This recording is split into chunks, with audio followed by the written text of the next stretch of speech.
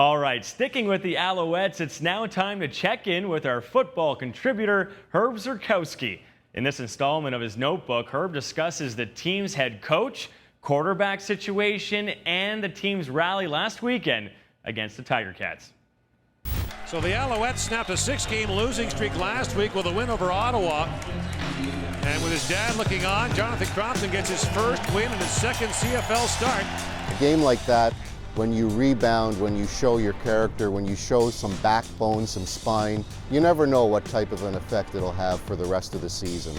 The only thing that's working for this team is the fact that they're in the East Division. They're not a very good team. If they were in the West Division, they probably would have been eliminated from playoff contention long ago. What is not working for the team, I would say in general, it's the offense, of course, which was to be expected following the retirement of Anthony Calvillo. Jonathan Crompton probably is the best quarterback they have now on their roster. Jeff Garcia, actually, the quarterback coach, is their best quarterback, you have to believe. But right now, of the guys who dress, Jonathan Crompton is the best quarterback. Look, he has limitations, but he wins. This is a team that wasn't winning with Troy Smith, with Alex Brink. Tanner Marsh is out of the equation.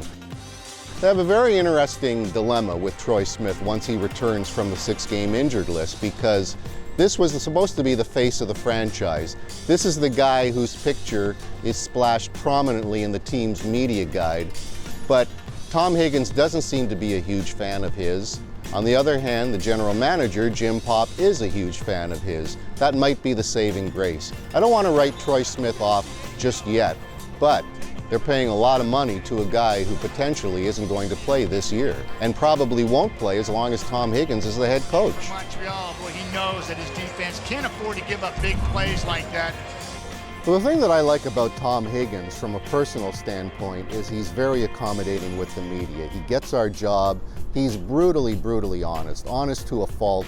For a newspaper guy, that's just tremendous. He will answer any and every question. I don't think the man can lie. He is very positive. It's been difficult for Tom Higgins to remain positive this season. I like to joke that he drew the short straw. He was the next coach after Anthony Calvillo retired.